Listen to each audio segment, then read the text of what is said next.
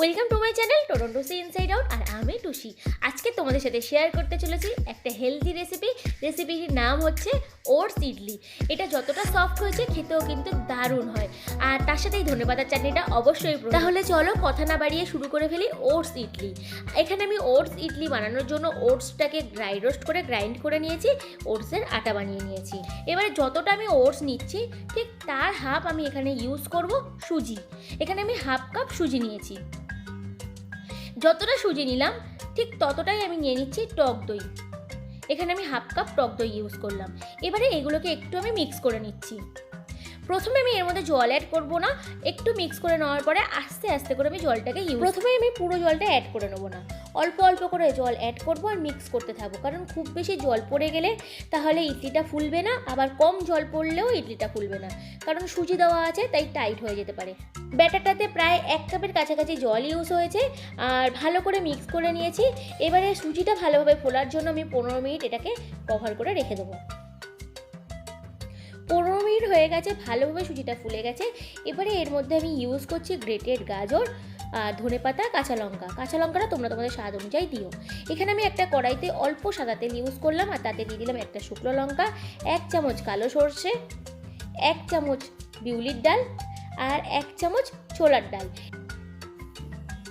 আজকের রেসিপিতে কিন্তু এটাই বেশ স্বাদ বাড়াবে, তাই অবশ্যই কিন্তু এটা বানাতেই হবে। তো এখানে আমি একটু নেড়ে চেড়ে আমি ব্যাটারের মধ্যে অ্যাড করে নিচ্ছি। এবারে ভালো করে আমি এটা মিক্স করে নেবো।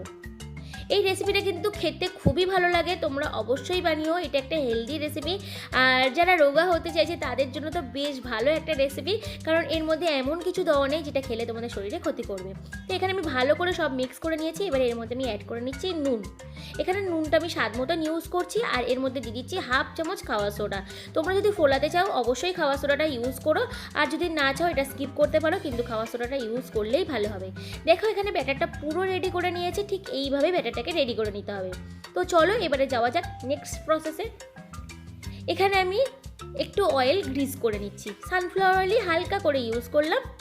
এবারে এর মধ্যে আমি স্পুনের সাহায্যে ব্যাটারটাকে নিয়ে নিচ্ছি।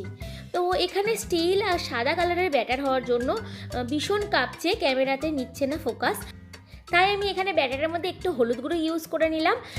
তোমরা এটা স্কিপ করতে পারো, তা নাহলে সাদা ইডলিও বানাতে পারো। তো যাই হোক, হলুদ কালারের ইডলি দেখতেও খারাপ লাগছে না, তোমরা চাইলে কালারফুলও বানাতে পারো। এখানে আমি ইডলির ব্যাটারগুলো স্পুনের সাহায্যে নিয়ে নিলাম। ইডলি প্রায় রেডি হয়ে গেছে, এবারে স্টিমে বসানোর পালা। তো এখানে আমি স্টিমে বসিয়ে দিচ্ছি আর 10 মিনিটের জন্য স্টিমে বসাবো। যদি পরে প্রয়োজন হয় আমি আবার একটু টাইমটা বাড়িয়ে দেবো। 10 মিনিট হয়ে গেছে, ইডলিগুলো বেশ ভালোভাবে ফুলে গেছে। তোমরা একটা টুথপিক দিয়ে দেখতেই পারো ভিতরটা কাঁচা আছে কিনা। তো এবারে এটা আমি একটা প্লেটে নামিয়ে নিচ্ছি আর তোমাদেরকে দেখিয়ে দিচ্ছি ঠিক কতটা সফট হয়েছে। দেখো যেরকম গোলও হয়েছে, ফুলেও হয়েছে আর ঠিক সেরকম সফটও হয়েছে। আর হেলদিও রেসিপি, খেতেও ভালো লাগে। তো অবশ্যই তোমরা বাড়িতে বানিও আমার রেসিপি ফলো করে। যদি তোমাদের বানিয়ে খেয়ে ভালো লাগে প্লিজ আমাকে জানিও, যাতে আমি তোমাদের সাথে আরও নতুন নতুন কোনো ভিডিও নিয়ে আসতে পারি, সেই উৎসাহটা দিও।